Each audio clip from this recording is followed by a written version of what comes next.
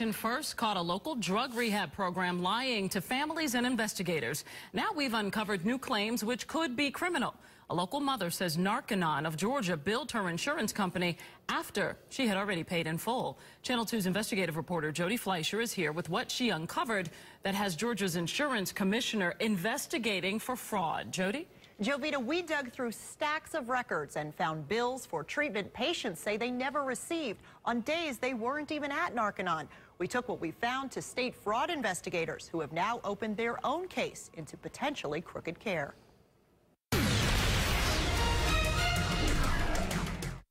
It shatters everyone, and it touches everyone. 19-year-old Emily Morton had been battling addiction for years. When her mom, Mary, found Narconon of Georgia on the internet, she hoped it would be the last program they would need. You're a desperate parent. You want to save your child. They handed over Emily's license and insurance card.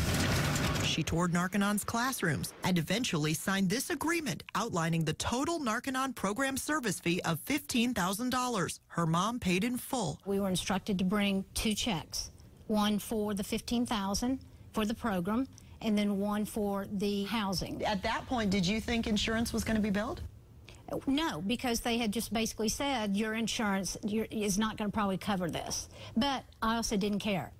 I would have paid anything. And she thought she paid everything. But 7 months later, she logged onto her insurance company's website and noticed bill after bill from Narconon. More than $166,000. Even for weeks Emily was sent home for bad behavior, dozens of Sundays when her mom picked her up, and a full week after she left the program. It was ridiculous. I mean, they billed for $58,000 for a doctor visits that she never saw a doctor. That doctor was Narconon's medical director, Casey Locarnini, who runs this urgent care clinic in Dunwoody. Dr. Locarnini declined our request for an on-camera interview, but says he did not know Narconon had billed insurance under his name until we started asking questions. One of Emily's bills also listed former medical director Lisa Robbins, who described her role at Narconon under oath in 2010. I was hired by them to do the physicals on their patients. Did you ever visit the Narconon facility? No.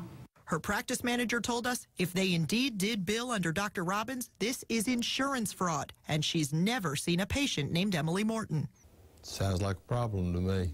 We showed the evidence to Georgia's insurance commissioner, who immediately opened a criminal case. 8 of Emily's bills listed partial hospitalization, which her insurance company rejected, saying coverage is not available for your continued stay at Narconon.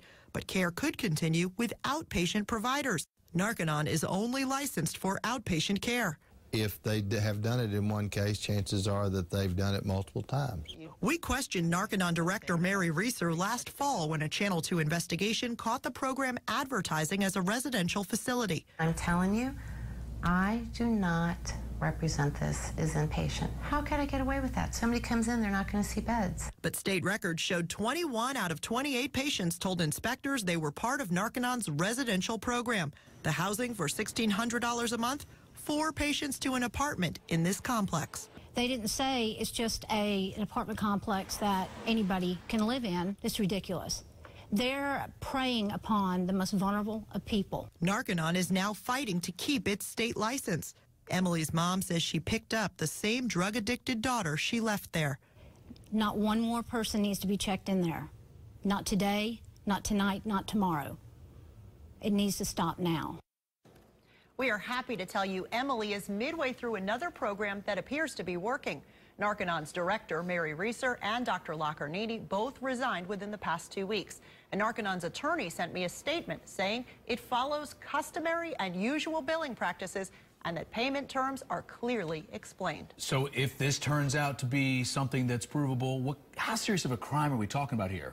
Well, fraud investigators can't charge an organization or a company with anything. They would have to find a specific person who's responsible. If convicted, it can mean 2 to 10 years in prison and up to a $10,000 fine. Jody, thank you.